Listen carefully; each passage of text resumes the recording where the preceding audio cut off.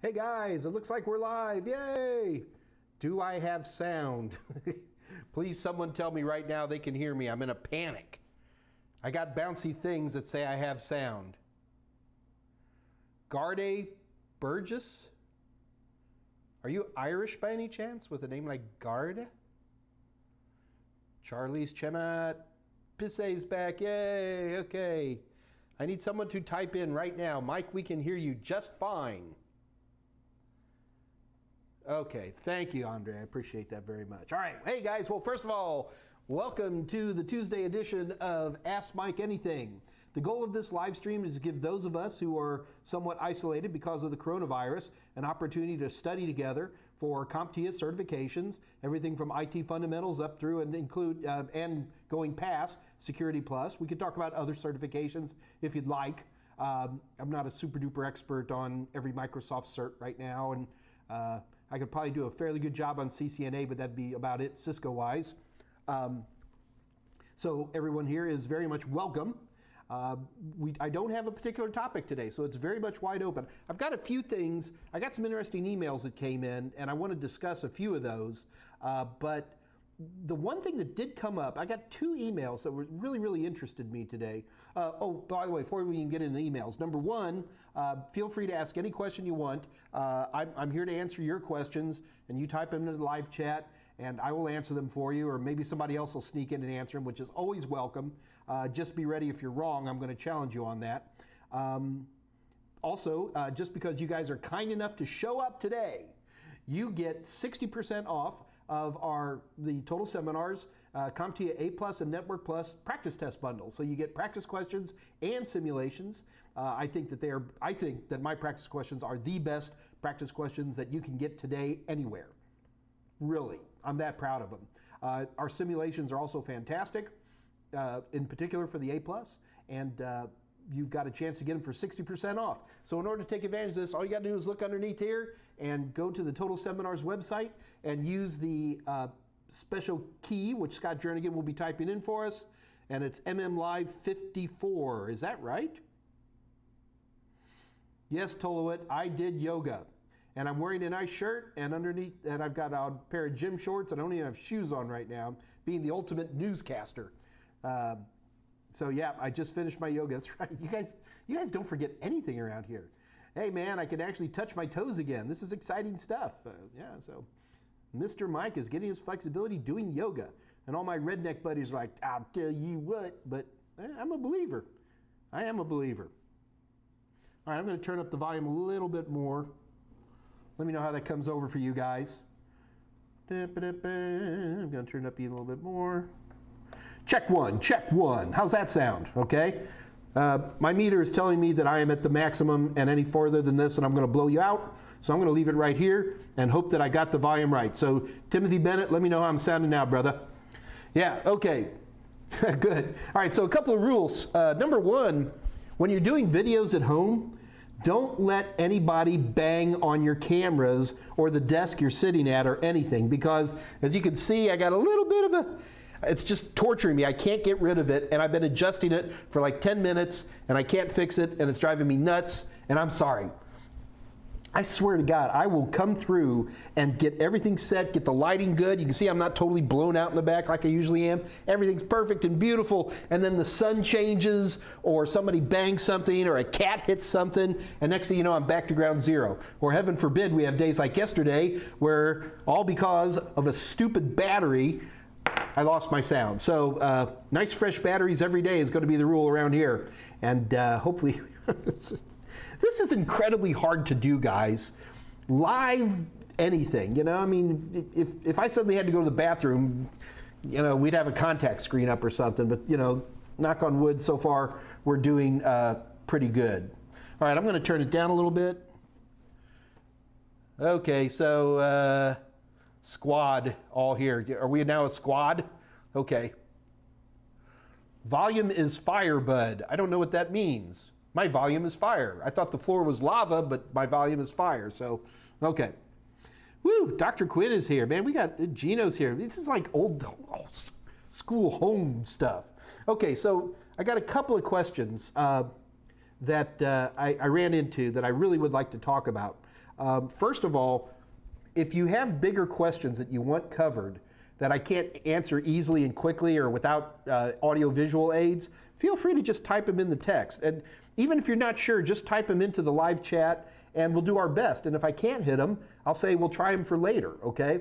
Also keep in mind, we get a pretty good crowd showing up here these days. If I can't get to a question, it's no big deal. Just come back tomorrow. I'll do it again. It just, may take a try or two, but I will cover it. The one thing I can assure you is that if you send me an email, it's going to be a lot easier for me to address individual questions. So if you want to send me an email, here's my contact information. So you can either send it to my Total Sum email or to my personal email. Either one is perfectly fine. Send it to either one you want, and we will address these questions.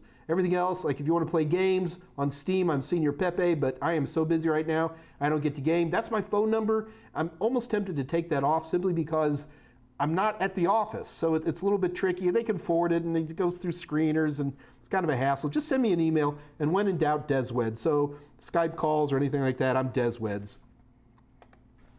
If you want to know what Desweds means, it's simple. Just go to a keyboard and type DESWEDS.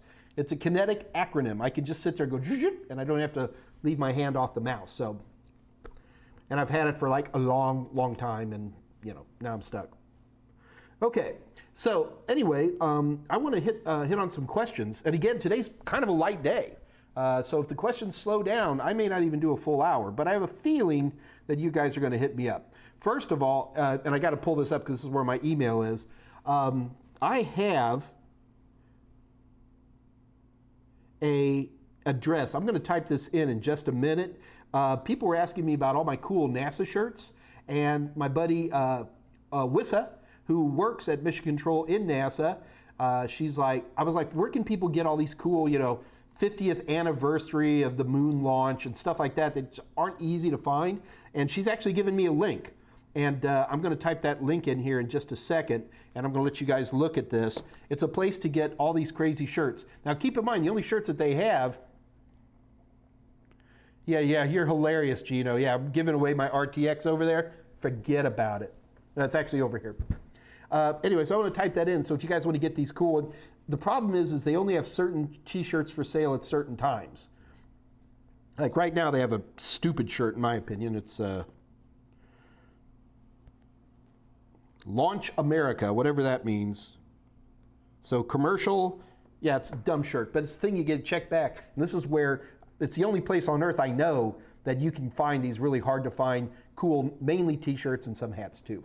Now, okay, I will type that in, I promise. Scott Jernigan, remind me to type that in.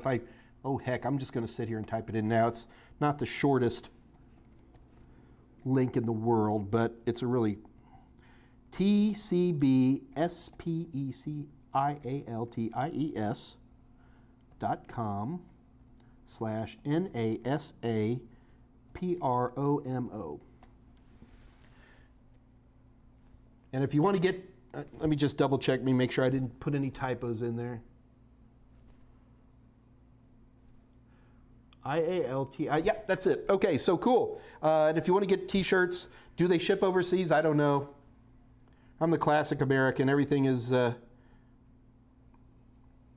America only. Okay.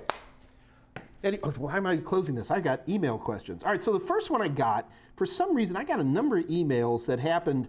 Well, they happened over the weekend, yesterday, and even got one today that talked about, I'm nervous about the exam. Usually it's A+. And I want to, what can I do to make sure that I can pass? Okay? So let's talk about this. All right, get your pen and paper out, kids, because this is good information. If you decide that you want to take the CompTIA A+, Net+, Security+, actually any of them in my opinion, number one, you have to count on your study materials. Now, when it comes to the CompTIA stuff that we provide study materials for, I have 100% confidence in them. There's no guarantees. I can't guarantee a thing because I don't know what your study habits are. I don't know how good of a studier you are. I don't know how you retain information. So I don't do guarantees. I guarantee you'll learn a lot, but I can't guarantee you'll pass an exam. Won't play that game. Tried it a couple of times. Absolute didn't work out.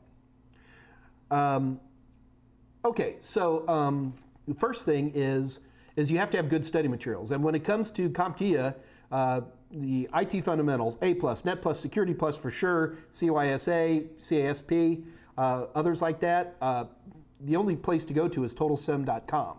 Total Seminars has great stuff. I write it. Scott Jernigan, who's sitting here helping me out, sitting on Teams right now, helps edit and write it. I got one of the best technical nerds in the business, Michael Smyer, and I've got the Ultimate Foil and Red Shirt, Dave Rush, and all these guys who work really, really hard to do one thing, make me look good.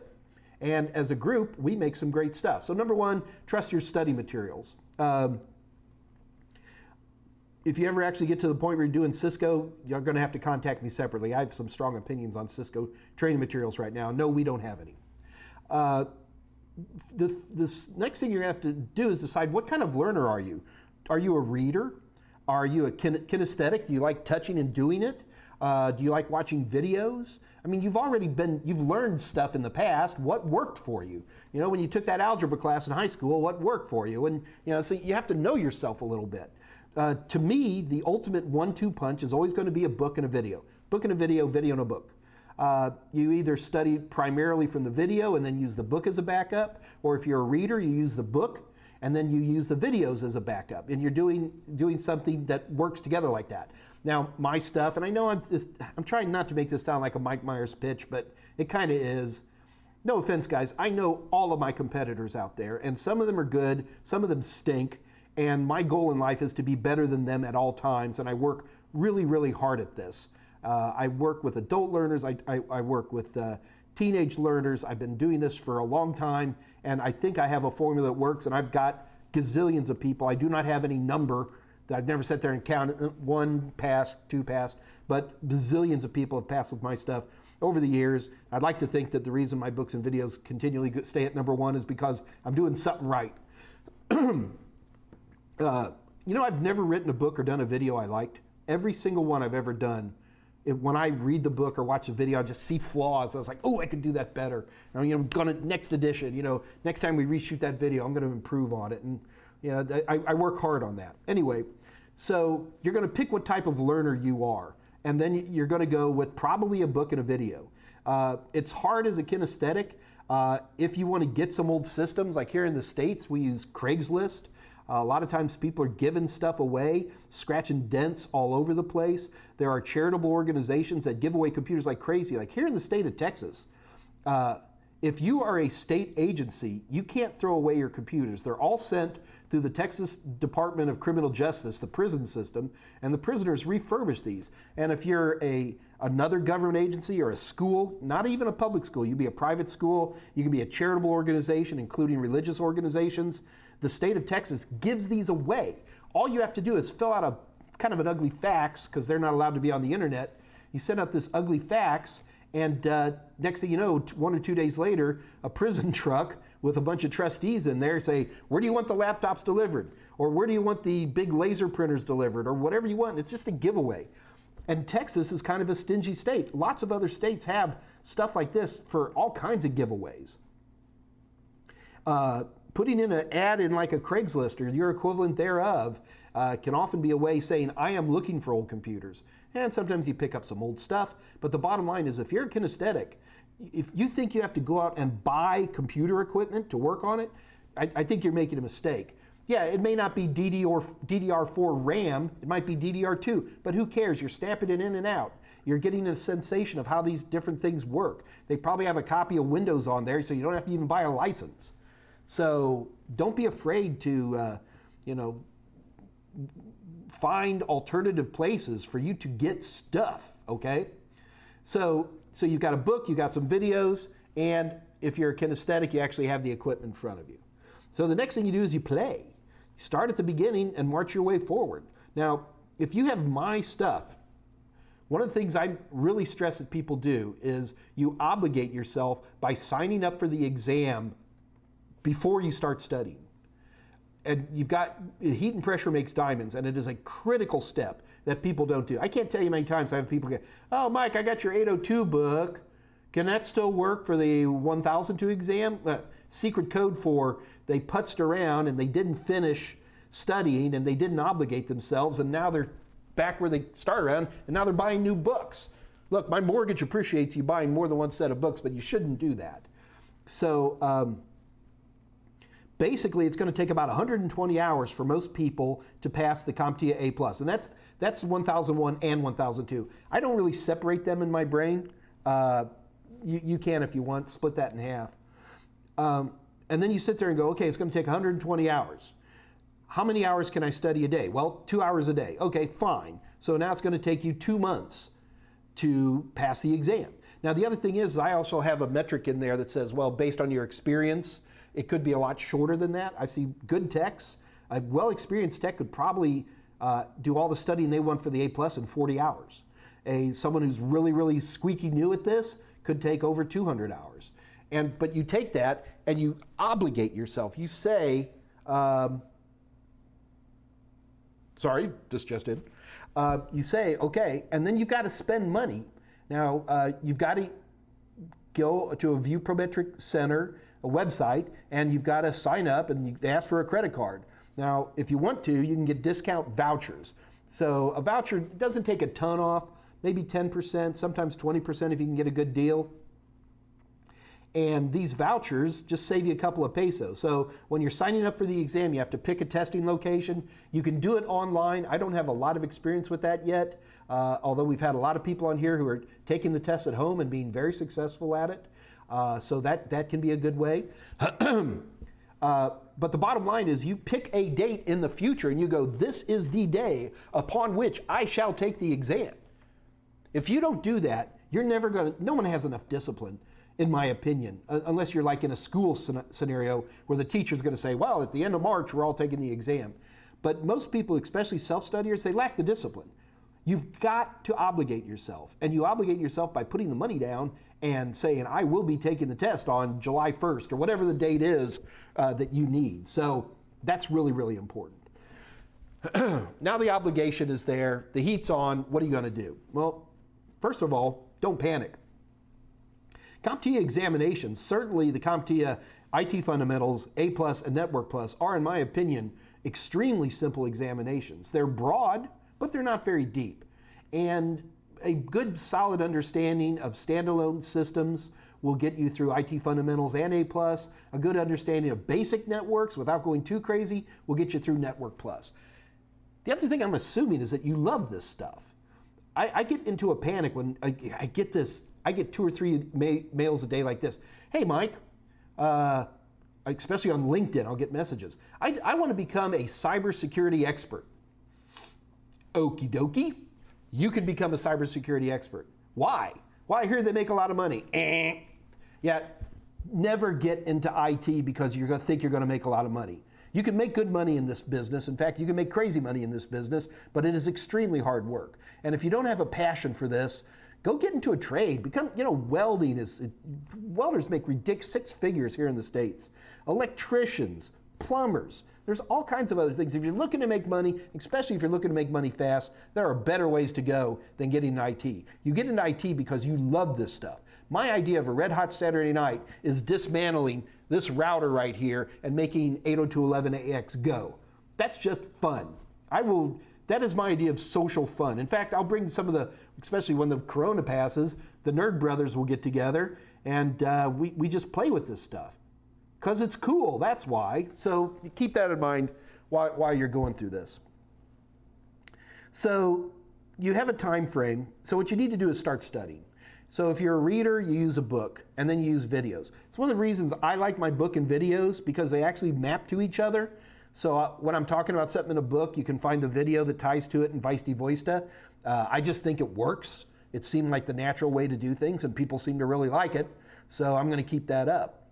But the next thing you're going to be doing is, it really depends on how you like to study. I always do things by chapter. That works for me. So like at the end of when you finish a chapter, you start challenging yourself. Like if you're doing my videos, depending on who you're using for videos, there's practice questions. You can buy, yep, here comes more money. You can buy my practice questions and say, just do chapter 2 questions, stuff like that. But you test yourself early on, and you make sure you're comfortable. You don't have to be perfect, but halfway comfortable on a particular chapter before you move on to the next one. And you just keep marching through and through until you feel that you've got it covered. Once you are about 90% of the way through that study window. So if you said 90 days, let's make it easier than that. If you got 100 days, let's say you're 90 days into that window. That last 10 days is just review. You shouldn't be learning anything really new in the last 10%. You should be polishing up. You'll pick up a little something, a little switch on, the net command you didn't know about or something like that. But the last 10% of your time period is pure review. And when I'm talking pure review, you put down the book, you put down the videos, and you start pounding practice questions. I think my practice questions are amazing, but there are other companies out there who also make amazing practice questions. And in my opinion, it is often a very smart idea to use a secondary source for practice questions. Everybody writes practice questions with a certain voice, and those questions, you get used to reading questions like that, and especially if you're really pounding hard on one particular set of questions, you'll actually go into the real exam and go, oh, I remember that one. It isn't that. It might be close, but you need to really read them. So using one of my competitors, Professor Messer, Transcender, folks like that, having a second set of practice questions is a good idea. If you're poor, then you buy one set and get a buddy to buy the other set, and you trade them off. There's all kinds of stuff you can do. Okay, so now as the test begins to approach, a couple of things to remember. Number one, I don't like studying the night before. I believe that that evening, that day before, you should be resting, go out, ride your bike, do some gaming, get out there, just be confident in your skills, and get out there and just have fun. On the day of the exam, there are certain things you need to keep in mind. Number one, CompTIA, if you actually read all the stuff that they put in there, is that they will put in beta questions.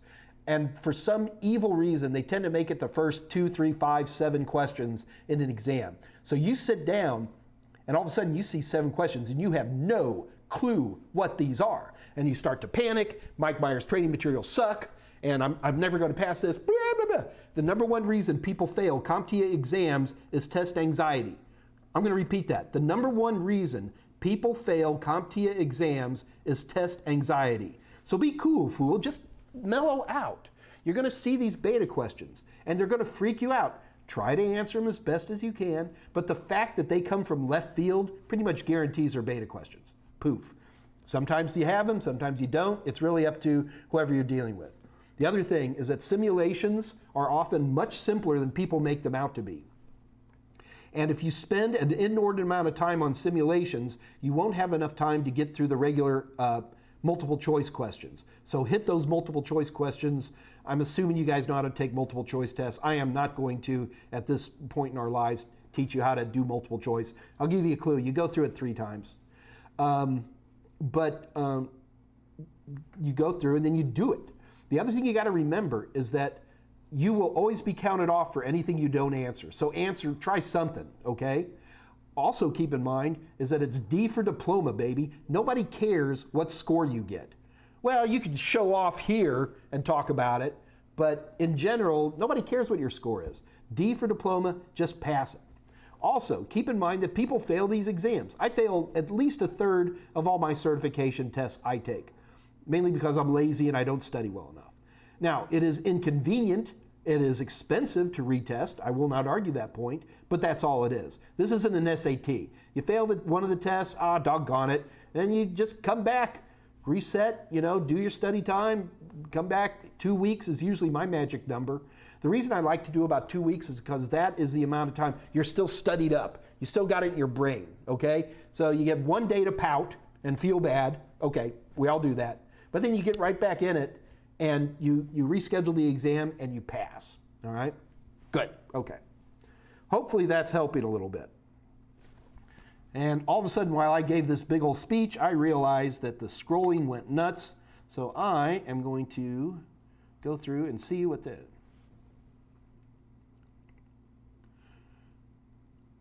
Moscow, I'm just seeing, okay, it looks like Scott Jernigan is answering Moscow's questions.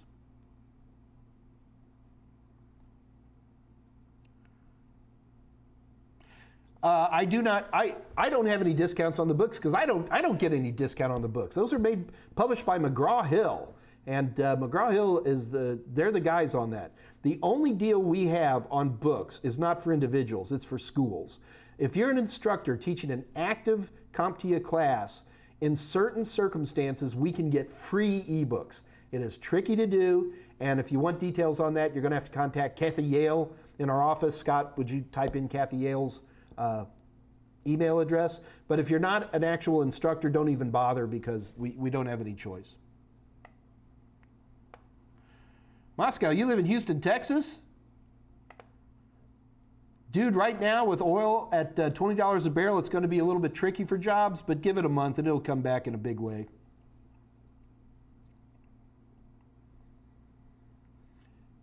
Yes, Scott Jernigan, the salespeople are going to kill you. I hope Kathy Yale isn't on right now. Scott's like, go on Amazon. There's some steep discounts. There probably are. Forgot about that. What does VPN do and how does it work? Okay, let's do VPNs. I need props. See, this is where I could whip up a PowerPoint in mere moments. All right, let's do this with props. I can do this. Don't make jokes about my gym shorts.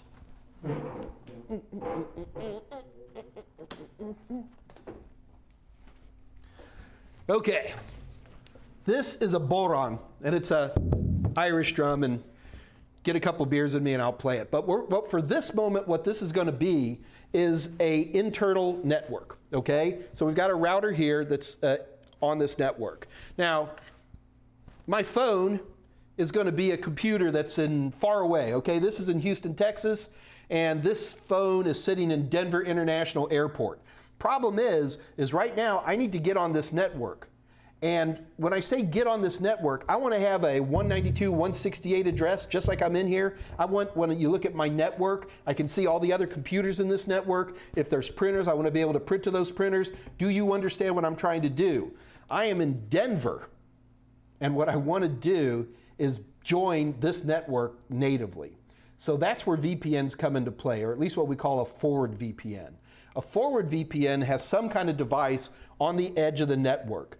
And this VPN endpoint is designed to create a connection with VPN clients. There's going to be a piece of software on here called a VPN client. And he's going to dial into the WAN address of this guy and create what we call a VPN tunnel. And then once the tunnel is established, by the way, in Windows, this tunnel manifests as a virtual network card. It's kind of cool.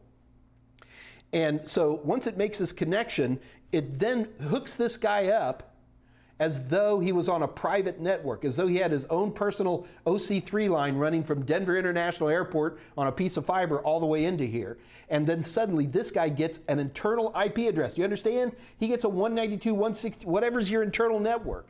He's a member of it. All of a sudden, his network places show up with all the different computers in the network. Any printer connections that he has permissions to, he's on the printers. He's on the network. Do you get the idea? This isn't a remote connection. This computer, when you hit file print on a web page or something, it's going to show up on one of the printers in the network, okay? VPNs are a powerful tool for remote connectivity so that people can get in and do stuff. That's a forward VPN. There's a whole other kind of VPN. You start hearing stuff like Tor and things like that. We tend to call these reverse VPNs. Sometimes they use the word reverse proxy. It's really a VPN, but I don't want to. We could probably do a whole class on this.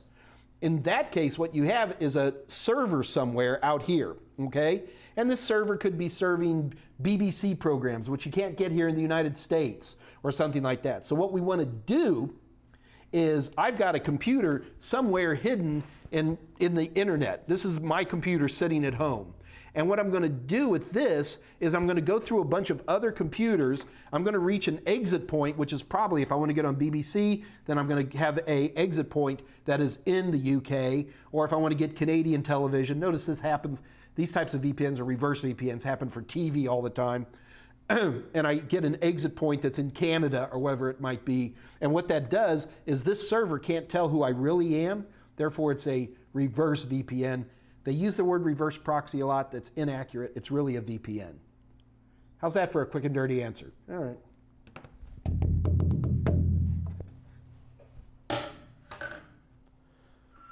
You know I'm going to drop this thing.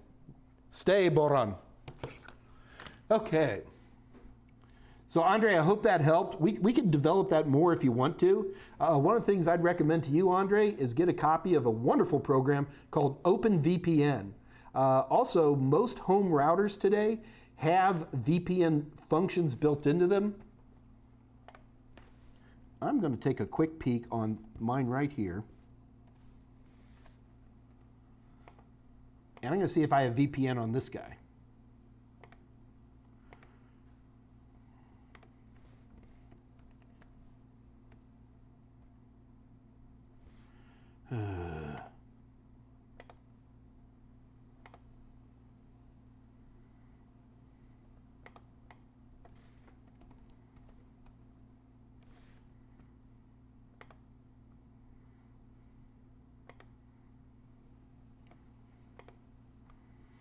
All right, let's all take a look at this together. All right, so, and guys, I'm going in cold here. Lord only knows what's going to happen. All right, so I got a VPN option in here. That's cool. All right, so, oh, cool. This is actually pretty handy. So I have 3 different types of VPNs that are built into this thing. And then this is just the individual clients that are connecting at any given moment. So, like for example, right here I can turn on, this is just one type of VPN called PPTP. And what is kind of nice about this is that it is really straight. It's not very secure, but for a quick and dirty, it's not a bad way to go. And the other nice thing about PPTP VPNs is that the client for Windows and most Linux distros is built right into them. So you can like create a new connection in Windows and you can just log in. The only thing you have to know is the IP address of the WAN side of the router you're connecting to. So that's one quick example. So most home routers have some type of VPN connectivity. The client, it will depend on which one you try to use. OpenVPN comes with a wonderful little client. I'm going to take a quick peek over here.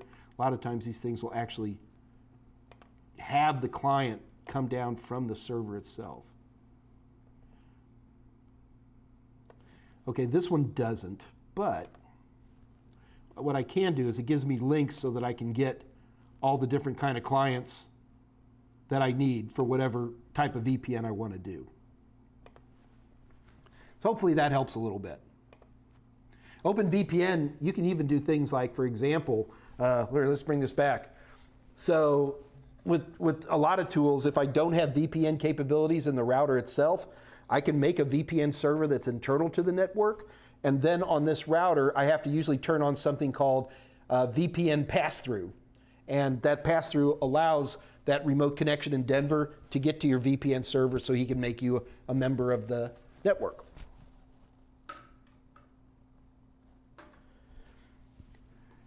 So hopefully that makes sense. Remember, people confuse remote desktops and remote terminals with VPNs. They're very different animals. With a VPN, what you're doing is you're actually joining that network in a very real way. With a remote terminal, you're just manifesting a terminal that's inside that network. So they're a little bit different in terms of how they're going to act and function.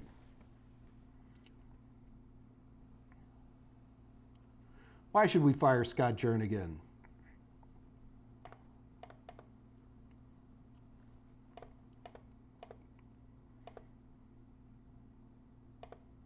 Just looking for questions.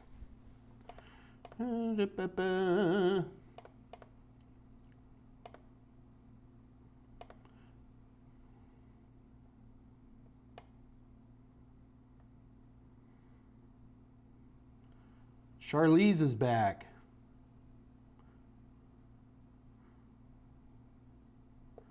Yeah, my yoga certification. So Gard, I'm half Irish and half Latvian, so yeah. You know, Americans, we always like to talk about our cultural heritage. Oh yeah, that's the other thing. If you're going to be doing live streams and it's on a Patch Tuesday, make sure your computer's updated before you try to do a class.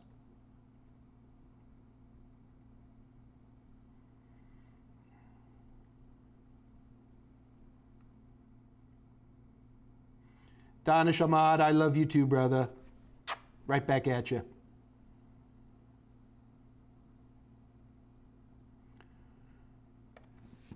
Guard, you got a question. I got tripped up on a question about how many wires in a SATA data connector. I know there are 7, but the answer was 1. Well, I'd have to look at the question itself. Because are there 7? I always thought there were just 4 on the data side. I guess there's some power. No, it's not power. What the heck is it? My understanding of a SATA connection is that it uses it's kind of like twisted pair where you have a base and then a send and then a base and a receive, and there's 4 wires. But I'm going to have to double check that and make sure I'm not a liar. Scott Jernigan, can you guys double check me on that? Scott Jernigan says the other wires are the extras. Okay, sounds good to me.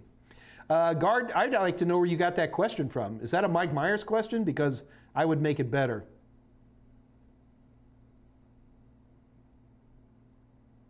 Donna Ahmad, yeah, okay, yeah. Sorry, brother, not married.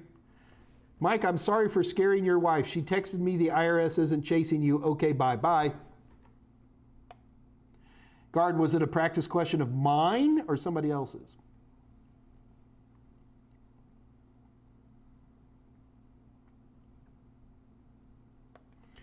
Moscow, I live in the Houston area. In your opinion, since you live in Texas after passing the A+, are there good options?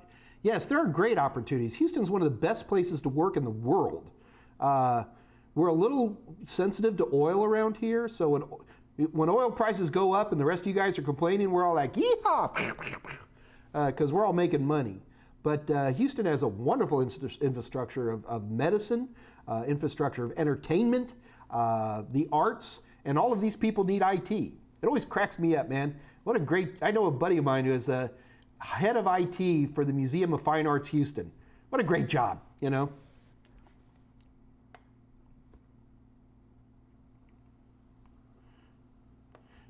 Patrick Vellis, hi Mike, docking station versus port replicator, how to recognize them? Easy. A docking station is going to have a proprietary connection of some form. A port replicator only uses USB. So if you've got some kind of thing, you snap it in and you look at the bottom of the laptop and there's this weird proprietary connector, Dell is famous for these, then you're going to have a docking station. If you're just basically using the USB ports to get stuff done, then you have a port replicator. That easy. Job Skills Share Community. We are Legion. Thank you for providing live sessions. I have many students that can benefit from this, and I was also once your student back in college. My first A+ book was from you. Hey, Job Skills Share Community, was it a blue book by any chance? My first edition of my A+ book is blue, and it is famous for some very famous typos like ket board, which stayed in for a couple of versions. So listen, Job Skills Share Community, come back. And you know, we're here Monday through Friday. Monday tends to be a big topic day. Fridays tend to be a giveaway day, which also means that there's going to be a topic. Pretty sure we're going to be doing this Friday. I'm thinking what we're going to have to do is kind of like a refresher on 802.11 in general.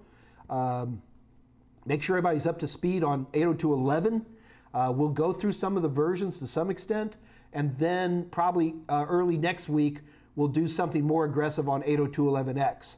We also have a lot of people who want to do command line. So I was going to do some command line today, but we're going to save it for tomorrow. And when I say a lot, I'm talking 5 or 6 emails. Keep in mind that the best way for me to get questions answered is to send me an email and ask Mike, can we cover this or that or the other? And this is the best thing you can possibly do because it gives me more opportunity to prepare more. Like even that VPN thing, I think my bull-run explanation was good, but I could have had more fun with PowerPoint, so, But I'm glad to do it either way. So yeah, please come back. 2 o'clock Central Daylight Time here in the US of A, Houston, Texas. Yeehaw. Charlize, hey Mike, kind of irrelevant, as long as you're not irreverent. I don't mean to distract from the chat, but there's been a lot of online scammers and pranksters in the Houston area. Oh my gosh. Charlize, my phone, it's reached a point now where if I don't instantly recognize the number, I just block them. Just block them. It's notorious. The old do not call list, that's yesterday's taters. So, yeah, it's a big problem. I think it's a problem everywhere, though. I look great, Scott. Thanks. Wow, there's something you don't hear very often from. The L361T, somebody new. You should pitch yourself. Out the window? Ah, thanks, man. You have some amazing, easy to follow content. I got to tell you, I got into this business because the content that was out there stunk. I mean, it's improved. My competitors are a lot better than they used to be, but there's still a lot of garbage. I mean, just garbage content out there. You have flukes of nature like Professor Messer, who has good content, a little dry for me, but he's accurate and passionate about his product. I like that. You have other people whose names I'm not going to name who just churn out garbage and charge twice what I charge. And their official curriculum, yeah, come on, give me a break. But the main thing I always think about when I'm doing this stuff is, what did I want to learn when I was there? I think this is a problem with any technology, because the better you get at it, you become a snob and you forget what it was like on day one or day three. And I work real hard to not do that, especially when I got guys like Scott Jernigan on my team who helped me. You know, me and Scott, we're like an old married couple. We could probably win Dancing with the Stars together. But to understand certain things, like for example, never introduce a term without defining it. Especially when you become a nerd, you forget that, you know, things like TCP/IP, which we can just, I can say that, IP address. You have to define that clearly. And in fact, I get a lot of trouble, and I get criticized because people go like, well, Mike, that's not on the Net Plus. I go, I don't care. I don't care. If I want to make sure that they have a solid understanding of how IP even comes into existence.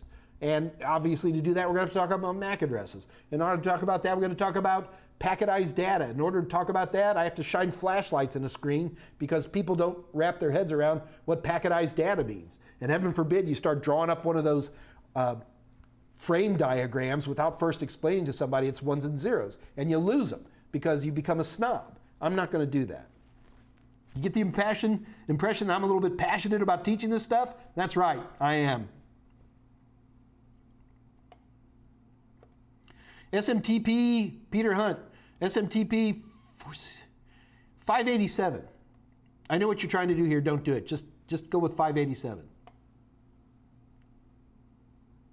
Oh no, Scott, did we have to burn a guy? That's too bad. Terrence Tech, I prepared for my Security Plus, got my feet in the fire. Good man, that's how you're gonna pass. So have some good questions, Terrence. You should have some questions ready for me, man, because you are feeling the fire, brother. Is there negative marks if you do a wrong answer? No.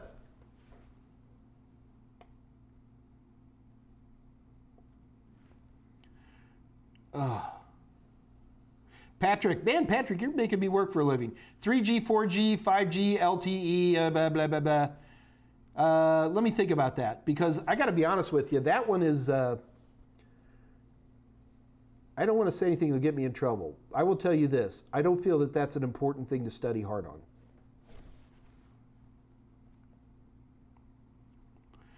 Greg Davis, I wish I lived close to Scott. He has the same mindset and idea of fun to me. Nerds for life.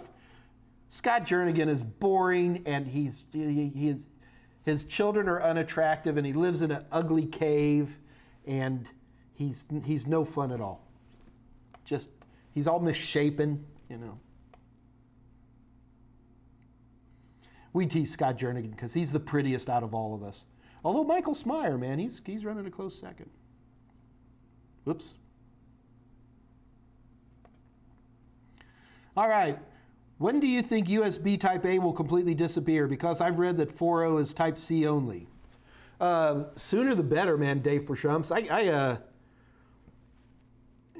is a super universal. It's never going to completely disappear. Maybe you'll see it start to disappear on laptops, but I mean, I love USB-C. I live on it on a lot of my devices. Even my MSI laptop here, my Surface, all of these all have USB-C. And USB-A has been around for 20 plus years, God, 30 years. And God, I wish I could do it. If you ever want to have a funny joke, go online and look for something called USB superposition. It's just a funny joke about why you plug in a USB and it won't go in, and then you turn it 180 degrees and you plug it and it won't go in. Then you look at it and then it fits every time. It's quantum mechanics. It's very nerdy.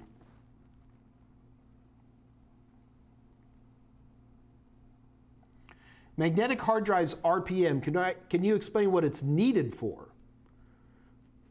Well, it's just telling you how fast it's turning, right? So in general, the faster drives spin, the faster you can access the data, although that's changing more and more, especially with hybrid drives. If you go back 10 years or so, we were going in the world where we were getting drives that were rotating at 15,000 RPM and stuff like that. Theoretically, because they did access data faster. They also generated nasty harmonics and things like that. And they wore out faster. So now, I mean, you can get, but right now we sit in the 5400, 7500 range. But what is it needed for? It gives a relative idea of the speed of the drive.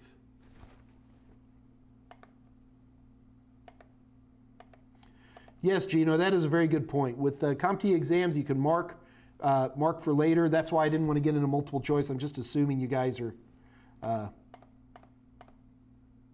know how to take multiple choice exams. And certainly using the mark for later is always, always important. Never been to Latvia, Andre. I need to go to Europe more. I used to be in Europe once a year. I love Paris. Munich is a fun city, like that quite a bit. Amsterdam's not too bad, but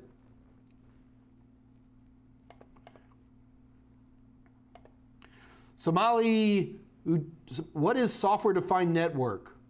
Man, I'm going to save that one because that's kind of a cool one. Scott Jernigan, let's do an SDN thing. That could be a lot of fun. We might even do that this week. It doesn't take forever, but it's cool.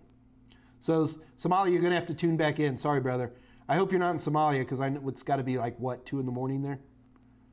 Maybe not quite that late. Oh, thank you, Scott. You do need to know those for the exam. Job skills there. You want to share the YouTube links? Sure, go nutsy, man. If you could get a link to one of my pay ones, I'd be a little bit crabby about that.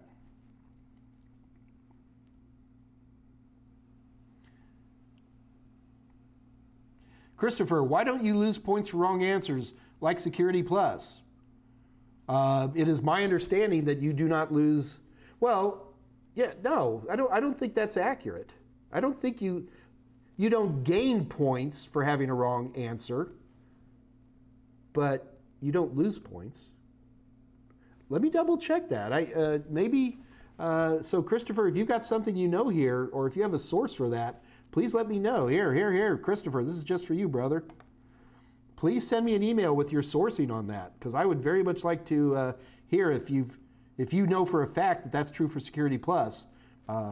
I am wrong every day in one way or another, so sorry about that, and we can always double check. Is my sound okay? My sound is great. I hope the sound's okay for you guys.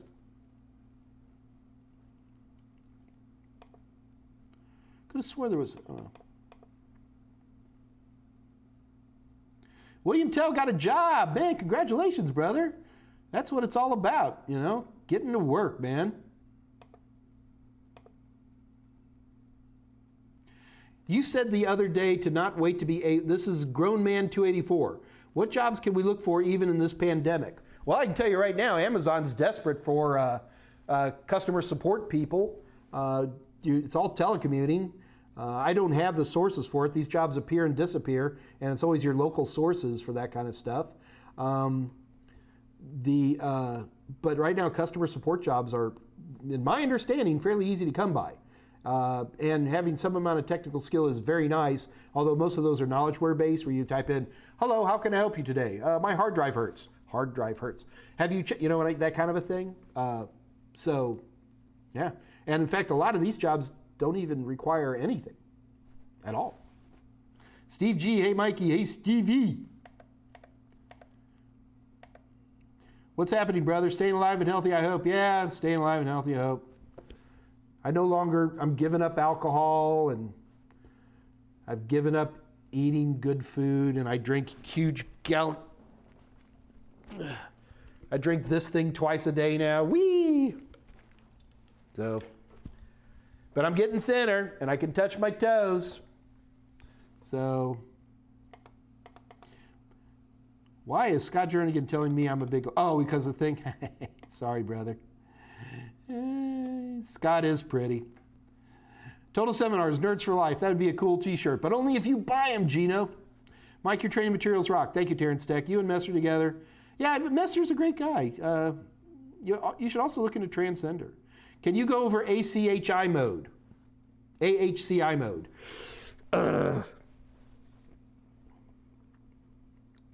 I'm not sure what you mean by that. Are you talking about switching between, like you used to see in BIOSes, where you would go between IDE and AHCI, or where you're seeing on a lot of modern BIOSes that have RAID now, where you're choosing between RAID and AHCI? Let me guess, you want me to do both? No. I could probably do it, but I'm nervous that I'm going to miss something critical. All right, Scott, I'll tell you that one we can do. Tomorrow is going to be AHCI, SDN, and we'll get a little command line in. I guarantee you. Wednesday is Scott Jernigan, write these down. AHCI, that won't take long. SDN, that'll take a little while. And then we'll get some command line at least started. Okay? I promise. I did so much yoga today, I wasn't as prepared as I should be.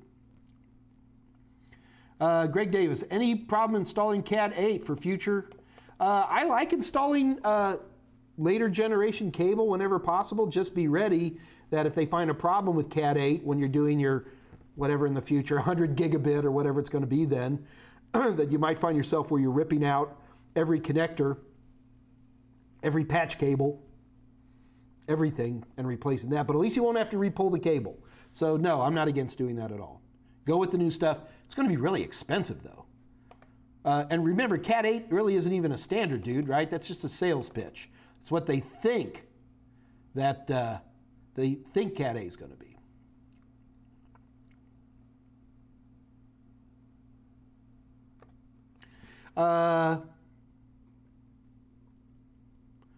Terrence Tech. Mike, do you have any recommendations on remote access tools for Linux, OpenSUSE, and install commands? OpenSUSE, that's interesting. It's not a distro I see that much anymore. Nothing wrong with it. I'm just such an Ubuntu person that I don't even think about those so much. Probably Tight VNC is the one that I would go for. It's been around for a long time. It works really well. It works on every platform there is. And it's nice. Works real good. And install commands. Do you want me to give you the install commands to install Tight VNC? OpenSUSE, that's not Debian. I forget how to do RPMs. Steve G's lost 15 pounds. Yeah, I was down about 22 pounds and I've gained a little back. But my trainer's like, Mike, it's fine. You're building mass, so don't worry about it.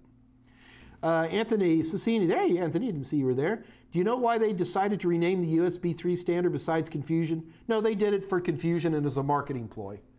It's not the first time that USB's done that.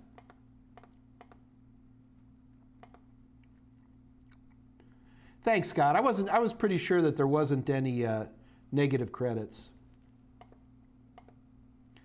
Yeah, go to Vienna. I made it to Salzburg, which is about as close as I got to Vienna, but I need to go to Vienna. Yeah, you guys are going to make me work hard for tomorrow now because I promised 3 different topics. Bye. Yeah, we have to cancel now because Mike's got to hustle up and pull out his stuff. Ooh, Tolowit taking on AHCI. The AMD AHCI generic driver is bad. Even AMD says to use the Microsoft one.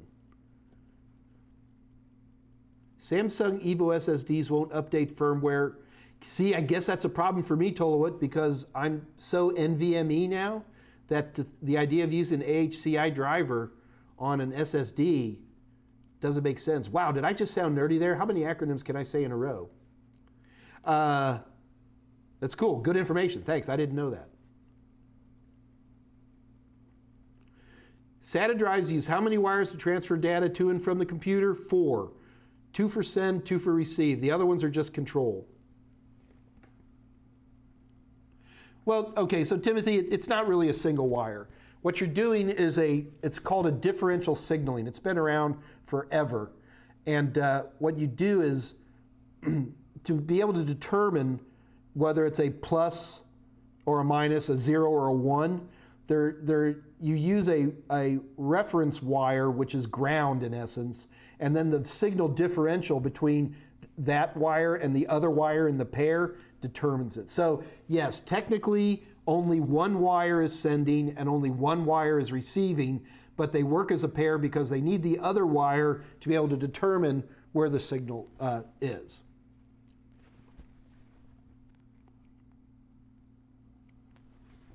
Scott Jernigan, will you please write down question ID 26880? We will check that out and we'll make sure that is there.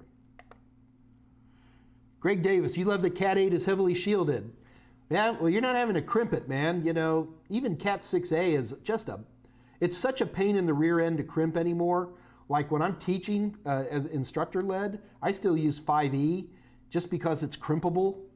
Cat 6A is very difficult for me to crimp. I mean, if you're good at it, go for it, man.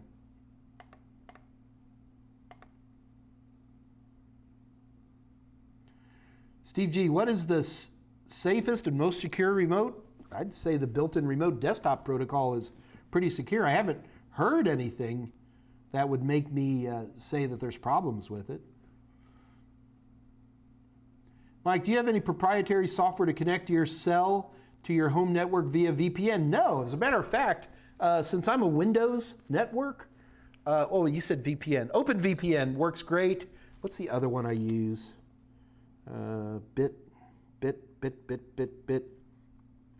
So Bitdefender also has a pretty handy VPN tool that I like to use.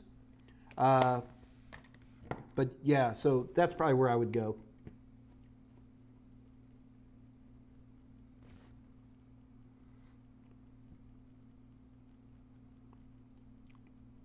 Yeah, everybody's coming out with VPNs these days, particularly for phones, TS. So, you know, you just got to play with a few of them and try the one that you like. TightVNC also works on smartphones. Believe it or not, it's not a VPN, but the Microsoft has a remote desktop tool for smartphones. Again, everything I do is Android, so I don't know if any of this works on Apple. But the Windows Remote Desktop on your smartphone is the most amazing thing ever. Even emulates the mouse and everything. It works real well. Cloud Explanation Day, Christopher. Keep yelling at me on that one because we only got 2 minutes left. Christopher, come back and yell at me again, all right? Also, keep in mind, Christopher, the best way to guarantee I'll cover a topic is to send me an email, okay? So take either one of those email addresses and I'll be more than glad to cover those for you. Yeah, Cat 6A, you need a good crimper. You need a lot of patience. You also need skill, which I lack. Yeah, 6A is a bum. Oh, yeah, Guard, ExpressVPN. I forgot all about that one. That's also a very, very good one. All right, guys, so it looks like we're getting to wrap up here a little bit. Let me, yes, we're definitely we're going to do HRCI in great detail tomorrow. We're going to break it down. Scott gave me some good info and reminded me, thank you. That's exactly the stuff I tend to forget. But we'll be hitting that tomorrow. So tomorrow, one more time, what did I promise? HRCI, we're going to do a clouds and boxes on SDN, and then we'll start some command line stuff. Nothing hairy. Just get you guys started. I also have, I forgot, somebody wanted to do Nmap. So I don't know if I'm going to be able to get all that, but I'm going to try. Timothy Bennett, does SATA send out 4 different conversations at once? It has 4. No, Timothy, it doesn't have, it has 4 wires. 1 pair is to send, 1 pair is to receive. On each of these pairs, one of them is just like a ground wire that the other wire uses to be able to determine where the signal is. So in SATA, 1 wire sends, 1 wire receives. Okay, so there's not 4 wires. It has 4 data transmit pairs, but is serial. Yes. Well, I mean, if you look at it that way, then, PCIe is also serial, right? But if you have a 1X or a 4X or an 8X or whatever, you're running multiple copies of serial connections, right? Axe, this was a fast hour, wasn't it?